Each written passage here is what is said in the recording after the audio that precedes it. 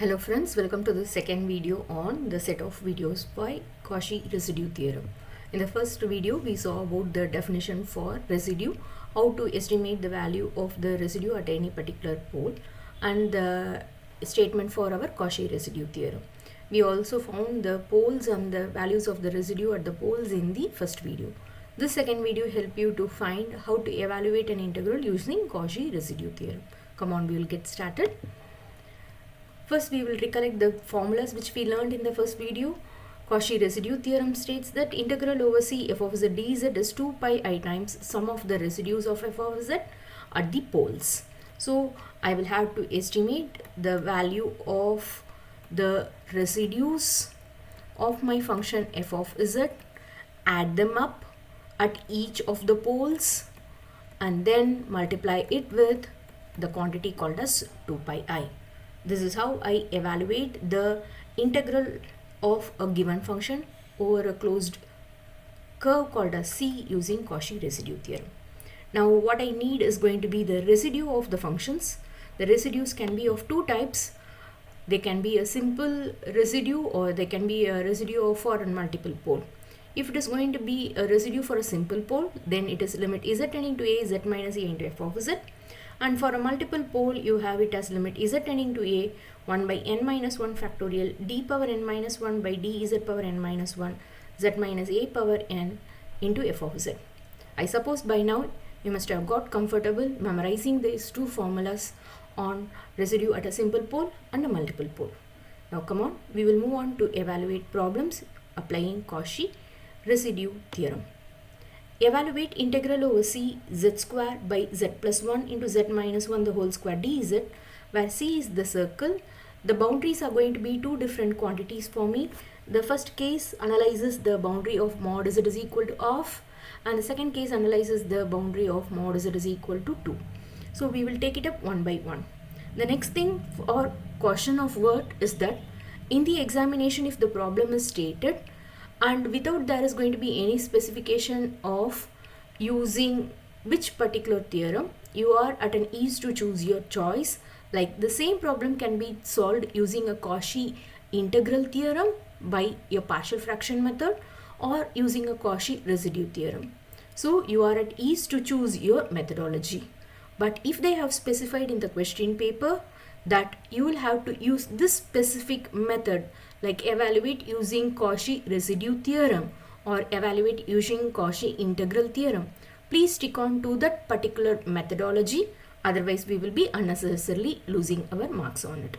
So now we are taking this under the category of Cauchy residue theorem. So all the problems which are evaluated in this set of videos will be applying Cauchy residue theorem. That's for your reference. Now getting started, we will have to evaluate the integral where c is going to be, I am going to take up with the first part called as the boundary mod z is equal to half.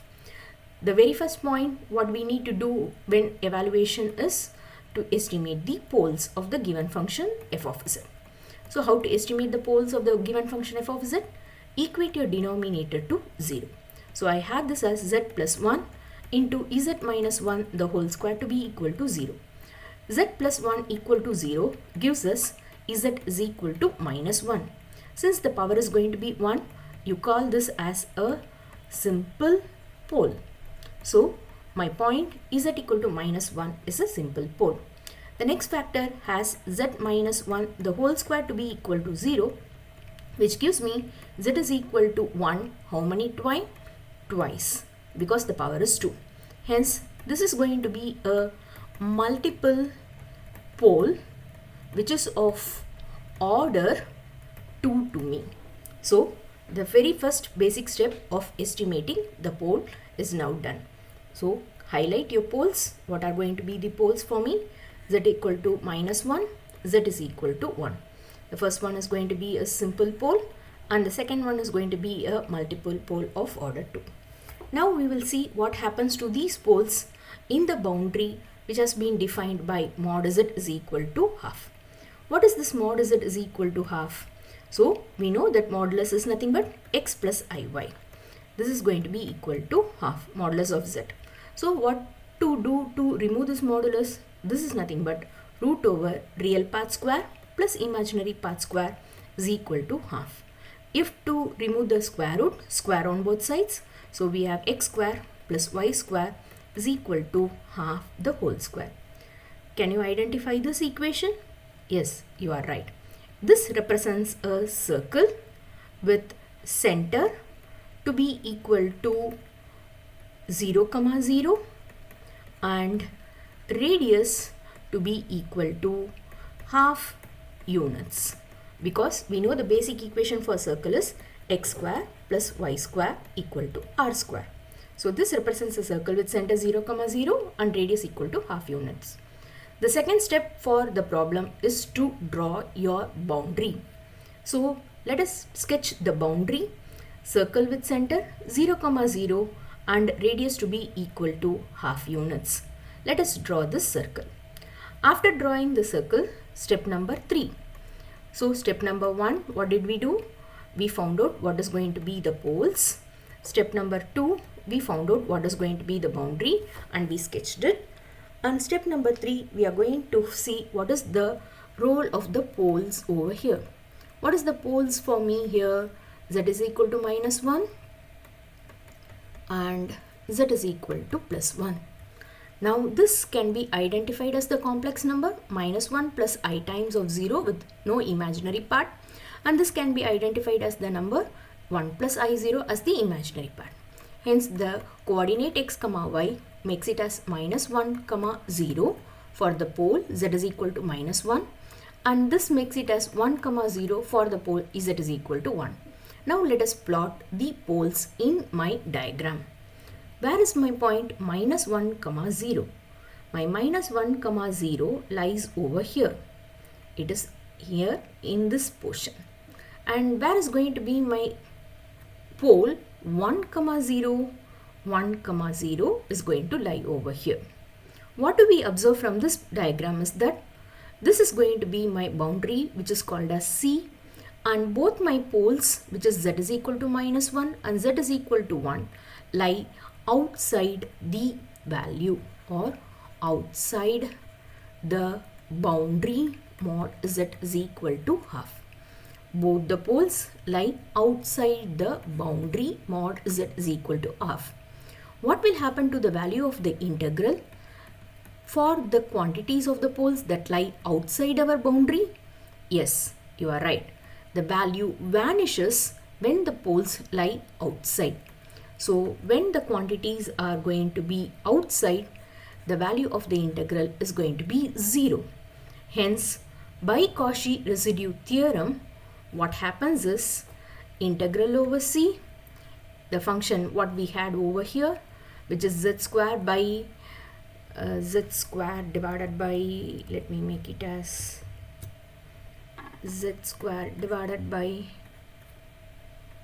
z plus 1 into z minus 1 the whole square, z plus 1 into z minus 1 the whole square dz will take the value 0, because 2 pi I times the residue at the first pole is going to be 0, the residue at the second pole is also 0, so it is totally going to be 0. So this completes the first portion of our problem for the boundary mod Z is equal to half. Now we are ready to find the same evaluation but with a different boundary. What is going to be the second boundary for me? Mod Z is equal to 2. Come on, now we will explore on mod Z is equal to 2. What is mod Z is equal to 2? X plus IY equal to 2. So it is x square plus y square the whole square equal to 2. So I have x square plus y square is equal to 2 square. This represents a circle with center 0, 0 and radius to be equal to 2 units, which we have now plotted over here in the diagram. Now getting back to my poles. What are my poles? Z is equal to +1 and Z is equal to -1, which I had to be equal to 1, 0 and -1, 0. Let me plot the poles for my Z is equal to 1, 0. Where is my point 1, 0? Here is my point 1, 0. Where is the point -1, 0? Here is my point -1, 0. What do you think is going to be the nature of the poles? Are they lying inside or outside? Yes, you are right. Both the poles lie inside our given boundary. Therefore, evaluation of the integral is not going to vanish, and it is exist and it is possible. So what is our next move? Our next move is to evaluate the residue at the poles, which is going to be z is equal to +1 and z is equal to -1. After evaluating the residue, what we will have to do? We will have to add the residue 1. Let me keep this as residue 1 and this is residue 2 and residue 2. After adding the residue 1 and residue 2, you will have to multiply it by 2 pi I, and this gives you the value of the integral f of z dz. So this is going to be our roadmap. So we are going to estimate the two residues at the poles, add them, multiply them with 2 pi I. Let's get started with the first residue, which is going to be simple pole. Which is the simple pole? Z is equal to -1. So let me estimate what is going to be the residue at the simple pole z is equal to -1. Copy paste your function f of z. What is your function f of z? The function f of z is going to be z square by z plus 1 into z minus 1 the whole square. So it is going to be z square by z plus 1 into z minus 1 the whole square. So the next thing we will need to is going to recollect the formula for the residue. So recollect your formula. At the simple pole, we have the value of the residue to be given by limit z tending to a, z minus a into f of z. So now we are estimating the limit at the residue z tending to -1. So it is z minus of -1, so makes it as +1 into f of z. So this makes it as z plus 1 into copy paste your function f of z, z square divided by z plus 1 into z minus 1 the whole square. Now allow your limit z tends to the value -1. Automatically the pole will get cancelled off, leaving you with the remaining function. Wherever you have z, replace it with the quantity -1. So you have this as -1 the whole square divided by -1 the whole square after applying the limit. -1 the whole square makes it as 1 divided by 1 minus 1 minus 2 the whole square. It's going to be 2 square and 2 square makes it as 4. So the value of the residue at the simple pole z is equal to -1 is given as 1 by 4. The next part which we need to do is estimate the residue at the multiple pole z is equal to 1 of order to be equal to 2. Once again copy paste your function f of z, which is given by z square divided by z plus 1 into z minus 1 the whole square. Now it's time to recollect the formula for the multiple pole, and it is given by limit z tending to a 1 by n minus 1 factorial d power n minus 1 by dz power n minus 1 z minus a power n into f of z. Now copy paste your functions over here. So this is going to be equal to limit z tending to the value is going to be 1, order is going to be 2, which means n is equal to 2. So I have it to be 1 divided by 2 minus 1 factorial d power 2 minus 1 is going to be 1 divided by d z power 1 z minus 1 the whole to the power of 2 into your f of z. So we will apply limit z tending to 1. This 1 by 2 minus 1 factorial is 1 by 1 factorial. 1 factorial is going to be 1. So I have d by dz of z minus 1 the whole square. Copy paste your function f of z. So z square divided by z plus 1 into z minus 1 the whole square. We see that automatically the poles gets cancelled off over here, leaving with just the function z square by z plus 1 to be differentiable over here. So we will have to differentiate the function z square by z plus 1 and then allow limit z tending to the value called as 1. So first we will go on with the derivative. Differentiation of u by v is v square v du minus u dv. So I have this as z plus 1 the whole square. Keep your z plus 1 as such. Z square on differentiation is going to be 2z minus, keep your z square as such, z plus 1 on differentiation is 1 plus 0. So this is going to be my derivative. Now allow limit z tending to 1 in this quantity. I will have 1 plus 1 into 2 times of 1 minus z square is going to be 1 into 1 divided by 1 plus 1 the whole square. So 1 plus 1 is 2, 2 into 2 makes it as 4, 4 minus 1 divided by 1 plus 1 is 2, 2 square makes it as 4. So I have 4 minus 1 which is going to be 3 divided by 4. So the value of the residue at the second point is going to be equal to 3 by 4. So now having estimated the value of both the poles, now the task of estimating both the residues have been over. So we move on to check what is the next step. Residue 1, residue 2 is over. So I have to add up the residue and then multiply by 2 pi I to get the value of the integral. So let us move on to the last stage. So the value of the integral, integral from z square by z plus 1 into z minus 1 the whole square dz is 2 pi I times residue 1 plus residue 2. So it is 2 pi I times the value of the residue 1 which we obtained for the simple pole was 1 by 4 and the value of the residue for the multiple pole was 3 by 4.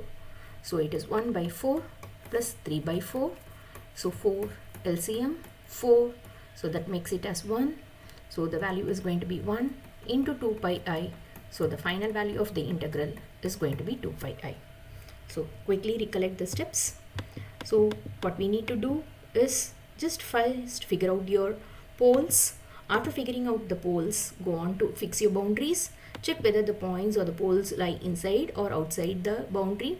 If it lies outside, the value of the integral is 0. If it lies inside, then you will have to estimate it depending on whether it is a simple or multiple pole.